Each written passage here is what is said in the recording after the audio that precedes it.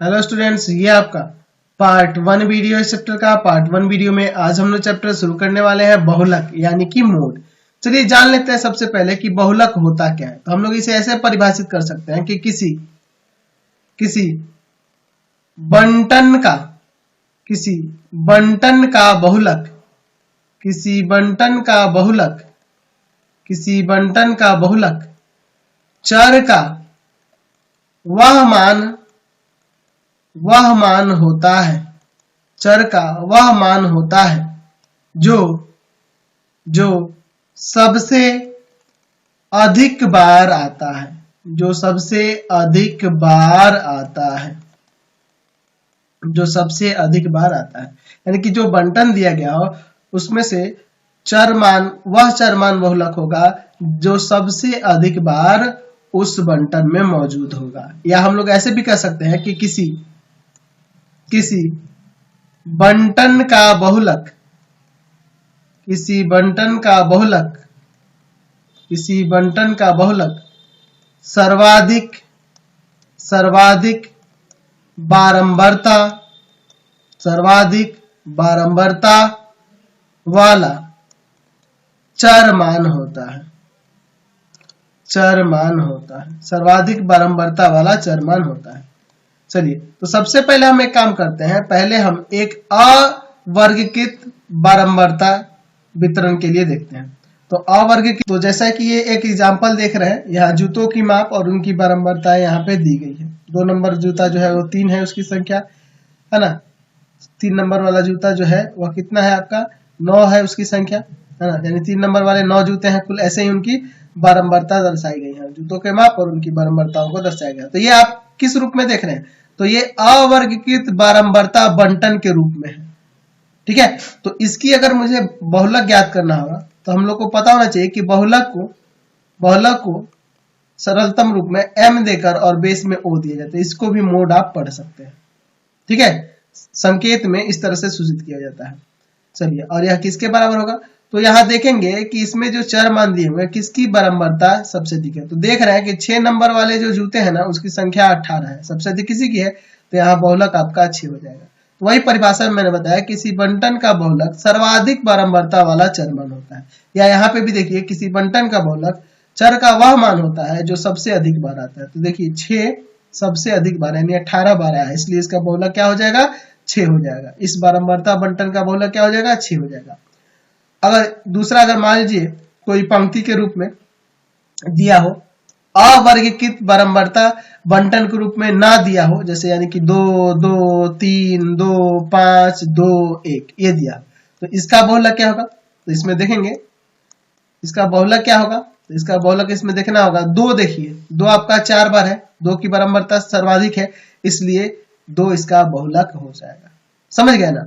चलिए अब बात करते हैं माध्य माध्यिका और बहुलक में एक संबंध के बारे में। तो ध्यान रखना कि माध्य माध्यिका और बहुलक का जो संबंध होता है, हम लिख सकते हैं कि बहुलक बराबर में 3 गुना में माध्यिका, यानी कि माध्यक भी लिख दें, 3 गुना में माध्यिका लिखिए या माध्यक लिखिए, -2 गुना माध्य, ये आपका संबंध होता है। इसे हम लोग अन्य रूप में भी दे सकते हैं, या कि इधर प्लस में हो जाएगा, 3 गुना माध्यक बराबर में बहुलक प्लस में 2 गुना माध्य, ये आपका फॉर्मूला बन जाएगा। समझ गया ना। तो इसको आप याद रखेंगे। अब इसका भी प्रयोग हम लोग करेंगे। कभी कभी क्या होता है कि जो आपका बारंबारता बंटन देगा ना, जो बारंबारता बंटन के रूप में ना दिया हो, एक सिंपल आपके बारंबारता बंटन के रूप में ना दिया हो, इस प्रकार का कोई रॉ में दिया गया हो, पंक्ति में आंकड़ा कोई दिया गया हो, उसका बहुलक निकालने के क्रम में इसका यूज होता है। आप कहोगे कि सर इसकी क्या जरूरत है? कभी कभी क्या होगा कि जब आपका बारंबारता जो आपके पास चर मान दिए गए होंगे उसमें देखेंगे कि 2 ऐसे चर मान मिलेंगे जिनकी बारंबारता सर्वाधिक हो जाएगी। जैसे मान लो 2 2 आपका 1 2 3 3 3 5। अब देखिए इसमें 3 भी और 2 भी, दोनों 2 भी उसकी बारंबारता 3 है और 3 की भी बारंबारता 3 है, दोनों की सर्वाधिक बारंबारता है। तो 2 होगा या 3 होगा, कैसे पता चलेगा? दिन दोनों में से कुछ नहीं होगा, ना ही 2 ही होगी इसका बहुलक और ना ही आपका 3 होगा। कैसे निकालेंगे? तो सबसे पहले हम लोग उसका माध्य निकालेंगे, इन आंकड़ों का माध्य निकालेंगे। फिर माध्यक निकालेंगे और फिर इस फॉर्मूले में रखेंगे। तो इस फॉर्मूले का कब हम लोग प्रयोग करेंगे? पहला तो ऑब्जेक्टिव के रूप में आपके एग्जाम में क्वेश्चन देता है कि आपके पास इस प्रकार का आंकड़ा दे देगा और उसमें ऐसा होगा कि दो ऐसे चरवान होंगे जिनकी बारंबारता सर्वाधिक होगी। उस कंडीशन में आप पहले माध्य निकालेंगे, माध्यक निकालेंगे और फिर यह फॉर्मूला लगाकर बहुलक ज्ञात करेंगे। कभी कभी हमें हमारे क्वेश्चन में जब वर्गीकृत आंकड़े के रूप में बंटन दे देगा, वर्गीकृत आंकड़े के रूप में, है ना, तो जब आपके पास वर्गीकृत आंकड़ा देगा और उसमें क्या देगा कि माध्य, माध्यिका और बहुलक तीनों ज्ञात कीजिए। माध्य भी निकालने के लिए कह दे, माध्यिका भी निकालने के लिए कह दे और बहुलक भी निकालने के लिए कह दे, तो उस कंडीशन में भी हम लोग क्या करेंगे, इसी फॉर्मूले का यूज करेंगे। दो को निकाल लेंगे, आप जो मन करें इन तीनों में से कोई भी दो निकाल के इस फॉर्मूले में रख देंगे तो तीसरा निकाल आएगा। ठीक है, तो दो कंडीशन में इसका हम लोग प्रयोग करेंगे। तो चलिए आगे हम लोग बात करते हैं कि जब वर्गीकृत आंकड़ा होगा तब उसका बहुलक कैसे निकालेंगे। चलिए तो बात करते हैं वर्गीकृत आंकड़े का बहुलक, मोड ऑफ क्लासिफाइड डाटा। ठीक है, तो उसका मोड निकालने के लिए यानी बहुलक निकालने के लिए, बहुलक ज्ञात करने के लिए क्या सूत्र होगा उसके बारे में हम लोग बात कर लेते हैं।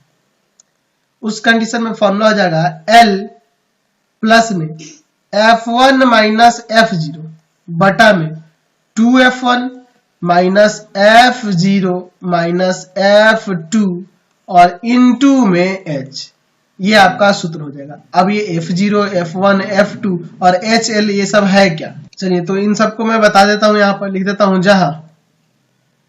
जहां L का मतलब होता है बहुलक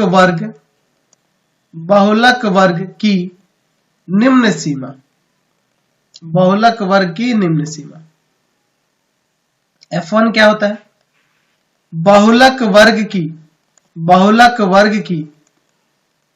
बारंबारता, बहुलक वर्ग की बारंबारता। F0 क्या होता है? बहुलक वर्ग के ठीक ऊपर वाले वर्ग की बारंबारता, F2 क्या होता है? बहुलक वर्ग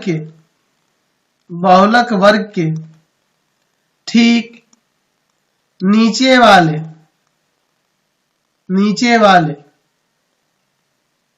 वर्ग की बारंबारता। अच्छा, ये F2 हुआ। अब क्या बच गया आपका? H क्या है? तो H हम लोग यहाँ पे वर्ग ऊंचाई या वर्ग माप लिखेंगे, या बहुलक वर्ग की लंबाई, वर्ग ऊंचाई या वर्ग लंबाई, जो भी है वर्ग लंबाई। ठीक है, अब बात करते हैं कि ये हर एक में देख रहे हैं बहुलक वर्ग आता है, आ रहा है। तो एक्चुअल में बहुलक वर्ग होता क्या है? बहुलक वर्ग होता क्या है, इसको बारे में जान लेते हैं। अंग्रेजी में कहते हैं इसे मोड क्लास। मोड क्लास क्या होता है? तो यहां लिख सकता हूं मैं, इसको कैसे परिभाषित करूंगा कि जिस वर्ग की बारंबारता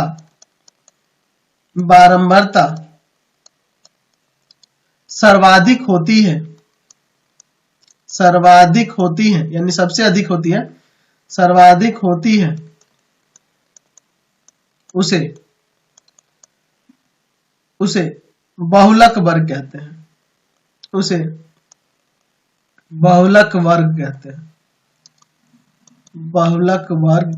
तो सबसे पहले आपका काम क्या होगा कि बहुलक वर्ग को पहचानना। जब बहुलक वर्ग का पता चल जाएगा तो ये सारे मान निकल जाएंगे। L बहुलक वर्ग की निम्न सीमा, बहुलक वर्ग की बारंबारता F1, F0 क्या होगा? बहुलक वर्ग के ठीक ऊपर वाले वर्ग की बारंबारता, F2 क्या होगा? बहुलक वर्ग के ठीक नीचे वाले वर्ग की बारंबारता, H क्या होगा? वर्ग ऊंचाई या वर्ग माप।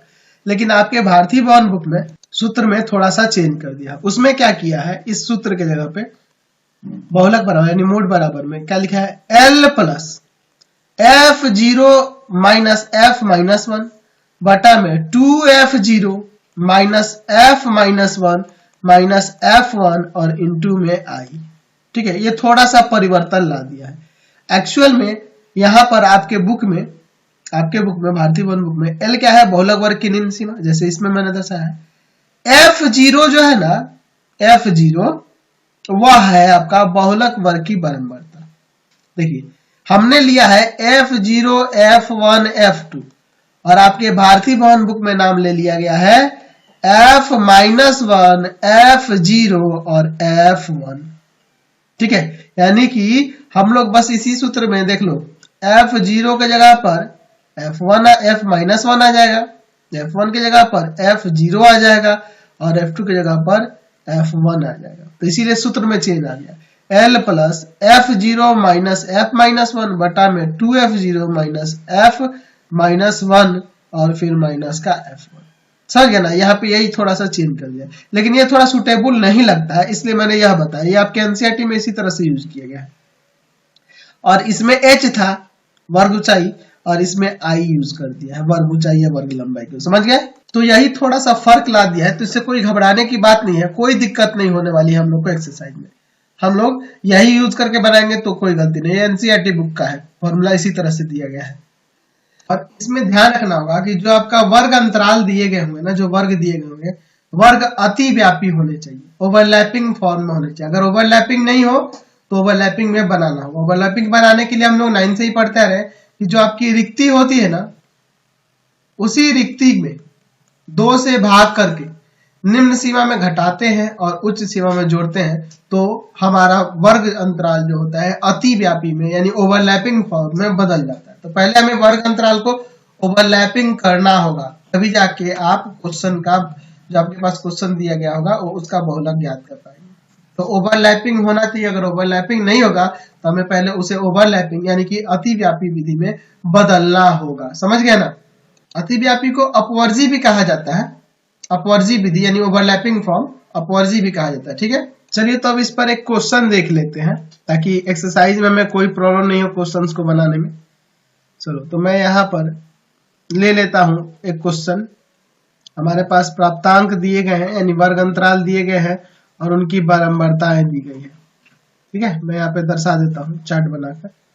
चलिए देख लेते हैं, बहुत ही अच्छा क्वेश्चन हम लोग लेंगे।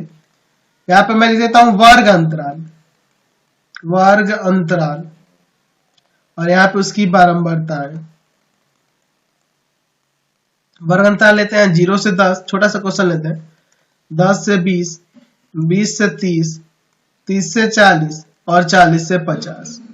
ठीक है, और उनकी बारंबारताएं लेते हैं 8, 12, 20, 6, 4। ठीक है, अब चलिए सबसे पहले पता करना होगा बहुलक वर्ग। बहुलक वर्ग क्या होगा, जैसा कि मैंने पहले भी आपको बताया, बहुलक वर्ग का पता लगाना होगा। तो देखेंगे कि वर्ग 20 से 30 की, वर्ग 20 से 30 की बारंबारता सर्वाधिक है। ठीक है, बारंबारता इसकी क्या है, सबसे अधिक है, सर्वाधिक है, इसलिए बहुलक वर्ग आपका क्या होगा 20 से 30 हो जाएगा। यही वर्ग आपका क्या हो जाएगा, बहुलक वर्ग हो जाएगा। तो हमें सबसे पहले देखना होगा बहुलक वर्ग होगा क्या। बहुलक वर्ग के बाद बहुलक वर्ग की निम्न सीमा आपकी L हो जाएगी यानी कि 20। बहुलक वर्ग की जो बारंबारता होगी वह आपका F1 हो जाएगा। बहुलक वर्ग के ठीक ऊपर वाले वर्ग की बारंबारता जो होगी वो आपका F0 हो जाएगा। बहुलक वर्ग के ठीक नीचे वाले वर्ग की बारंबारता जो होगी वह F2 हो जाएगा और H तो आप देख ही रहे हो 10 होगा, वर्ग ऊंचाई या वर्ग माप। चलिए तो मैं लिख देता हूं F0 12, F1 20, F2 6 और H का मान 10। आपके बुक में क्या करना था, तो यहाँ इसको F0 की जगह F-1 लिया है, इसको F0 लिया है और इसको F1 लिया है। कोई दिक्कत नहीं, वो भी यूज करेंगे तो कोई प्रॉब्लम नहीं, लेकिन मैंने जो बताया ना वो यूज करोगे तो आपके लिए बेहतर है। बहुलक बराबर में आपका हो जाएगा L plus F1 minus F0 बटा में 2F1 माइनस का F0 माइनस का F2 और गुना में H। थोड़ा सा ये अच्छा लग रहा है नाम, अब F-1 रखने पे थोड़ा दिक्कत लगेगा, आपको भी समझने में दिक्कत होगी। 20, F1 का मान 20, F0 का मान आपका 12 और नीचे बटा में 2 गुना 20 माइनस का 12, F2 जो है 6 है, H का मान है आपका 10। 20 प्लस यहाँ ऊपर घटाएंगे तो 8 हो जाएगा और नीचे देखो 12 6 18 और 20 दूना 40, 40 में से 18 जाएगा, तो 40 में से 18 जाएगा तो आपका 22 आ जाएगा ना, 40 में से 18 जाएगा 22 आएगा, और गुना में आपका 10 है। ठीक है, चलिए काटते हैं। 5 11, तो 55 40/11 हो जाएगा, 20 प्लस 40/11, तो 20 प्लस 11 3.63 लगभग आएगा, यानी कि इसको जोड़ देंगे तो 23.63 आपका बहुलक हो जाएगा। समझ गया ना, तो बहुलक निकालना समझ गया।